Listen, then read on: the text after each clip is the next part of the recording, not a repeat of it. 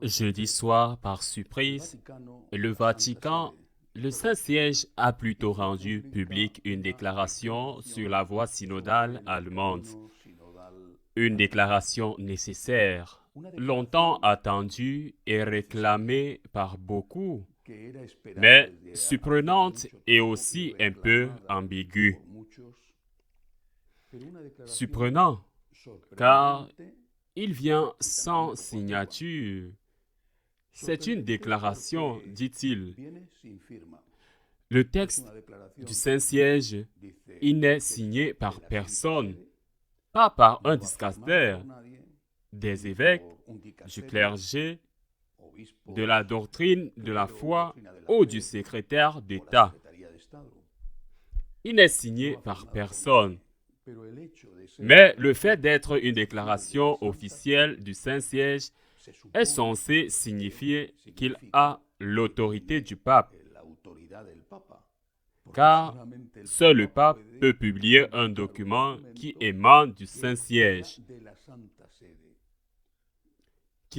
Cela ne veut pas dire qu'il n'aurait pas été beaucoup mieux qu'elle porte la signature de qui que ce soit, et surtout si cette signature avait été celle du pape. L'important dans cette déclaration, je le répète, c'est qu'elle a été produite, qu'il est entré dans le problème de la situation du synode allemand et qu'il est entré en clarifiant certaines choses, mais pas tout à fait assez. Première chose, que dit la déclaration? Que les conclusions du synode allemand n'ont pas force de loi.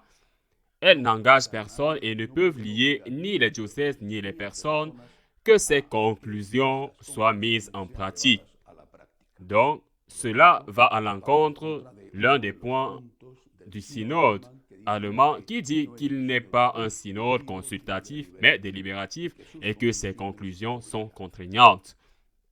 Le deuxième point de la déclaration dit que, par ce processus synodal, l'Église catholique en Allemagne ne peut approuver quoi que ce soit qui modifie la structure de l'Église ou qui modifie sa structure ou sa morale. Elle ne peut approuver rien qui apporte ces modifications si ce n'est pas assumé par toute l'Église universelle. Seulement, si ces modifications étaient assumées par toute l'Église universelle, cela aurait de la valeur. Cela devrait être mis en pratique. Il est important que le Vatican dise cela et prévienne aussi que cela produirait une division dans l'Église. C'est une façon de dire qu'un schisme se produirait.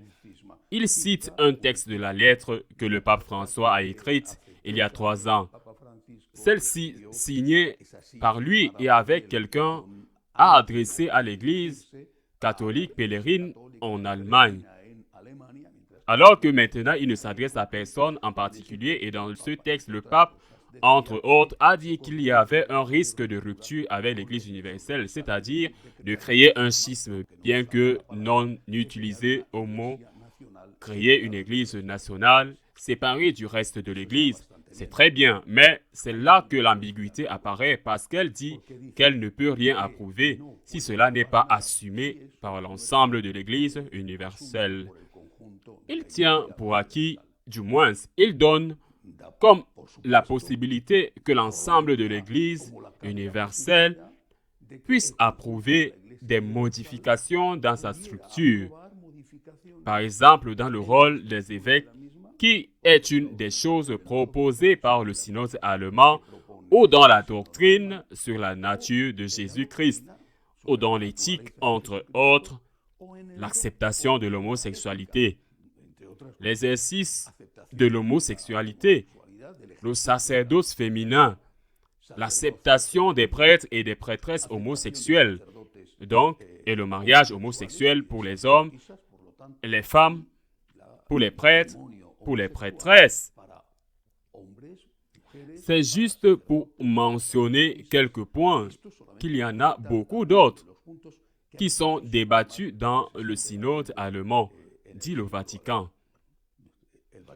Vous ne pouvez pas approuver cela par vous-même, car cela signifierait un schisme qui doit être approuvé par l'Église universelle, cela signifie qu'il donne la possibilité, bien qu'ils ne le disent pas explicitement, que cela puisse être approuvé dans un autre site. Dans quel site?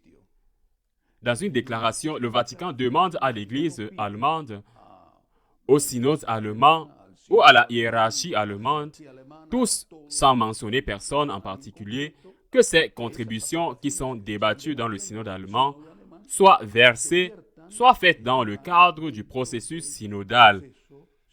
Synode sur la synodalité dans laquelle l'Église est insérée. Vous n'y allez pas gratuitement et ce que vous demandez, toutes ces choses que j'ai énumérées et bien d'autres, ce que vous voyez, que vous demandez, vous le proposez, vous offrez comme une proposition au synode de synodalité. Et là, nous verrons ce qui sortira. Donc, ça reste dans l'air, ça reste ambigu, sans clarifier ce qui se passerait si ce synode de synodalité ou une autre institution qui a été créée plus tard décidait d'approuver ces choses que les Allemands revendiquent aujourd'hui, sinon toutes.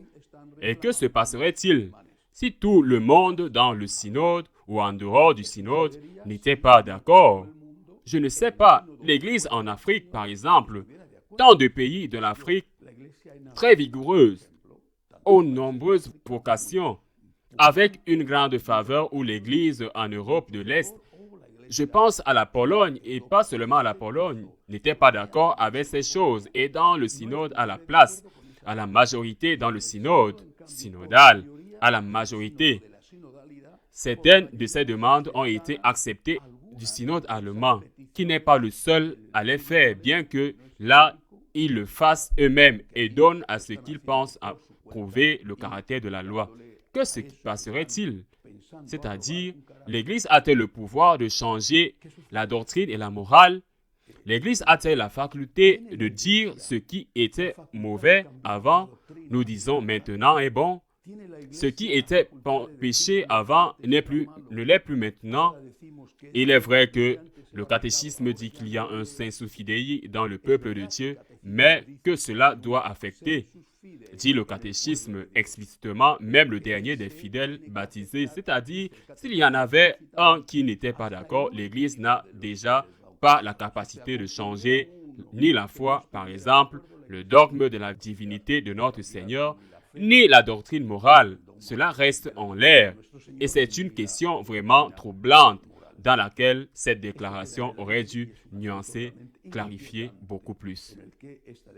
En plus de cela, il y a aussi la possibilité de penser, certains le commentent déjà, que le synode de synodalité a été organisé pour offrir la possibilité que les Allemands terminent leur synode et fassent leur proposition comme une proposition nationale de plus, au même titre que fait l'Église de France, d'Espagne ou l'Église italienne.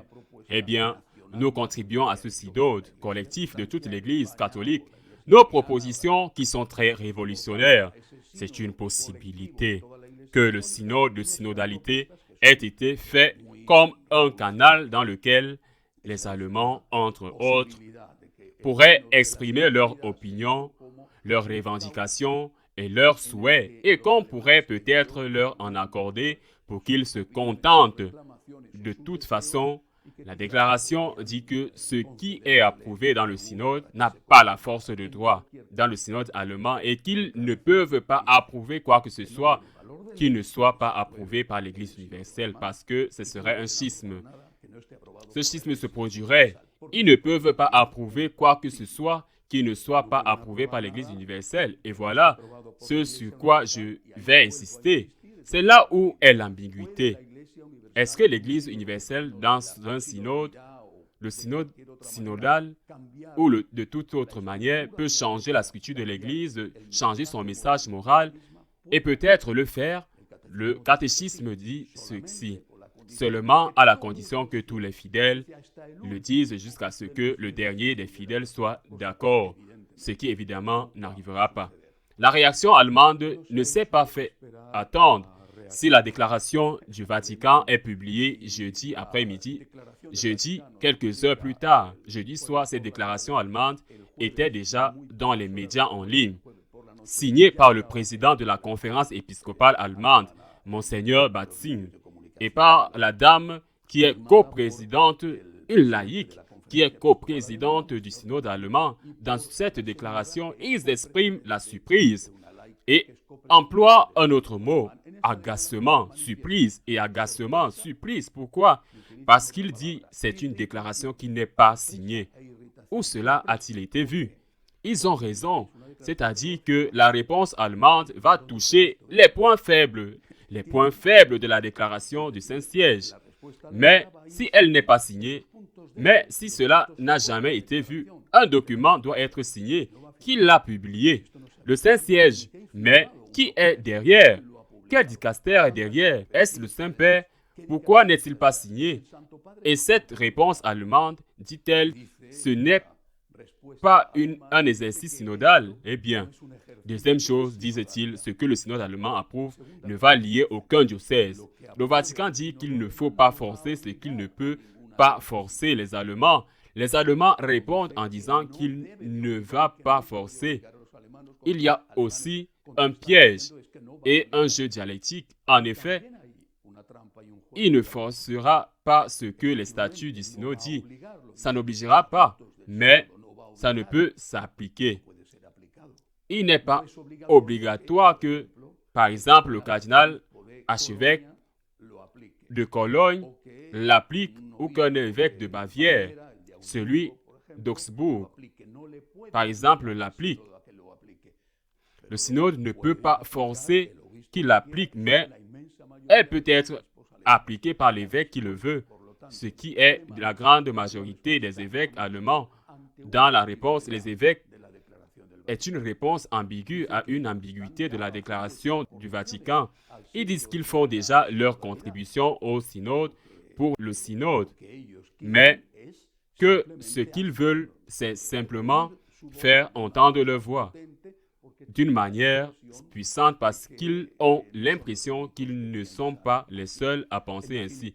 Bref, agacement, rejet, il me semble que Total est surprise pour ces points faibles qui, soi-disant, les accusent que le synode allemand va le forcer et ils disent « ça ne forcera personne ».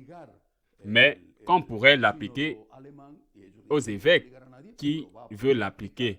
La déclaration du Vatican, la déclaration du Saint-Siège était nécessaire, elle était urgente et c'est le plus positif de la déclaration.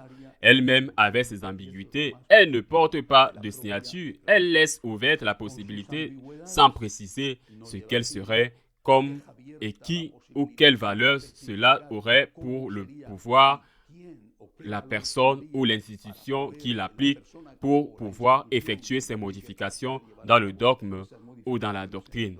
Tout ce qui est laissé ouvert et les choses qui sont laissées ouvertes sont dangereuses, doivent être fermées dès que possible. Je pense qu'une fois de plus, nous devons prier et demander à Dieu ce que la déclaration du Vatican avertit, qu'il y ait une possibilité de schisme si le synode allemand décide de mettre en œuvre, d'approuver et de mettre en œuvre.